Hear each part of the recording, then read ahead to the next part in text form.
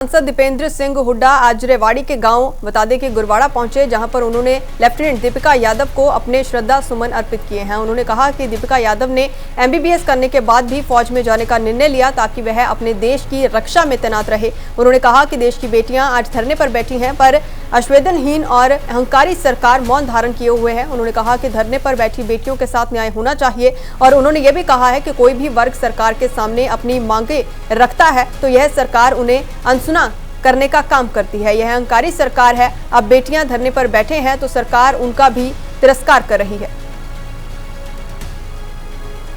ये असंवेदनशील और अहंकारी सरकार है।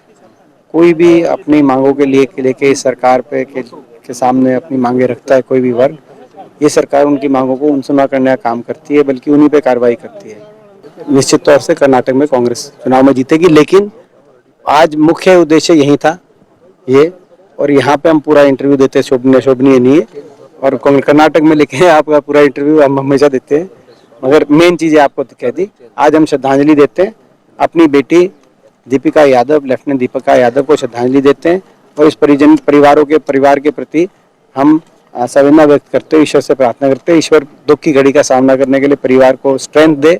हमें अपनी बेटी पे गर्व था और हमारा गर्व है और हमेशा गर्व रहेगा। सत्यपाल मलिक को लेकर क्या कहेंगे?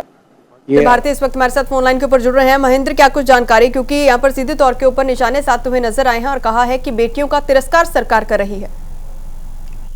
अनु, मैं बता देना चाहूंगा आपको कि दीपेंद्र हुड्डा जो थे रेवाड़ी के गांव गुरवाड़ा में पहुंचे थे, जहां लेफ्टिनेंट दीपिका जो थी वो उनका निधन हो गया था। वो सेना में थी। उन्होंने कहा कि दीपिका जो थी एमबीबीएस करने के बाद भी उन्होंने सेवा भाव से राष्ट्र सेवा करने के लिए सेना में भर्ती हुई और सरदों की सेवा करने के लिए वहाँ गई, तो इसलिए हमें अपनी बेटी पर गर्व है।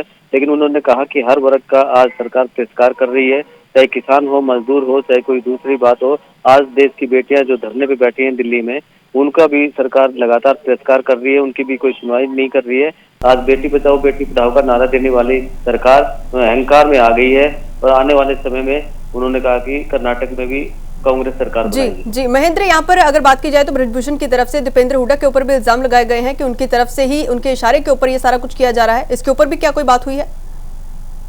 उन्होंने आज के जिस दिन आज श्रद्धांजलि देने पहुंचे थे, इसलिए बाकी बातचीतों के लिए उन्होंने मना कर दिया और उन्होंने कहा कि आज बेटी को श्रद्धांजलि देने पहुंचे हैं। लेकिन सरकार जो है वो विपक्ष पर निशाना साधती है, हर बात पर विपक्ष को जिम्मेदार ठहराती है। ये इनकी नीति गलत है, क्योंकि सरकार हर वर्ग का तिरस्कार कर रही है और काम करने की इच्छुक नहीं है, हठधर्मिता कर रही है सरकार। इसका खामियाजा 2024 में उन्हें भुगतना पड़ेगा। जी ठीक है महेंद्र, धन्यवाद सारी जानकारी के लिए।